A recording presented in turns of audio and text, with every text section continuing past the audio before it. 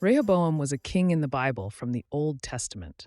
He was the son of Solomon and the grandson of David, and he reigned as the king of Israel after the death of his father Solomon. Some religious texts classify him as a king of Judah instead because the 10 northern tribes of Israel seceded during his reign and formed a separate kingdom. Rehoboam had 18 wives and 60 concubines. These women bore him 28 sons and 60 daughters. This was largely a result of the cultural and societal norms of that time, particularly for rulers and monarchs. Multiple marriages were a way for kings to strengthen their political influence, build alliances, display their wealth and status, perpetuate the royal line, and meet the generally high mortality rates. The huge number of wives and concubines also had another function. According to the Old Testament Deuteronomical and Levitical laws, a king's many wives would turn his heart away from God because they were often foreigners who worshipped idols and brought their idols with them. This was viewed as a test to the king's fidelity to God. Ultimately, Rehoboam didn't pass the test because his heart was turned away from God, and this led to the split of the kingdom. However, these practices differed significantly from the teachings of the New Testament, which promote monogamous relationships. These practices of multiple wives and concubines were cultural phenomena of that time and are not endorsed by the Christian faith today.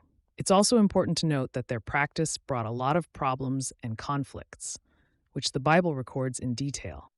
Rehoboam, the son of Solomon, inherited a kingdom rich in tradition, including the practice of polygamy, which was relatively common among ancient Near Eastern rulers and had been established in Israelite monarchy by his father, Solomon. Political alliances and the consolidation of power were often reasons for such marriages. Rehoboam may have married multiple women in an attempt to fortify his political position, affirm alliances with other tribes or nations, and to assert his status and wealth as king. The specific circumstances surrounding his marriages to each of his 18 wives and 60 concubines are not detailed in the biblical text, but they likely reflected the continuation of royal and societal norms of the era. God's divine will stood against the multiplication of wives, as it often led to idolatry and a turned heart from him. Rehoboam's polygamous practice had lasting consequences.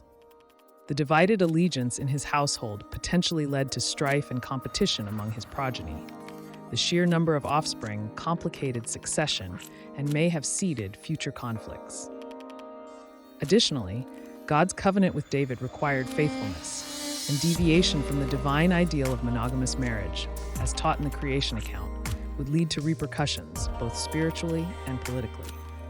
God's larger plan for Christianity, which hinged on a unified Israel under faithful governance, was undermined by such division and led to further fragmentation of the kingdom.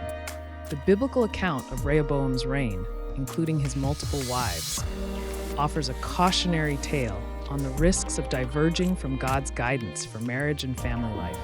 It underlines the importance of fidelity and the potential chaos and disunity that polygamy can introduce into personal relationships and governance. For followers of God, it emphasizes the value of adhering to the divine blueprint for family life, promoting harmony, faithfulness, and a singular devotion to God's directives over cultural or political practices that lead away from His will.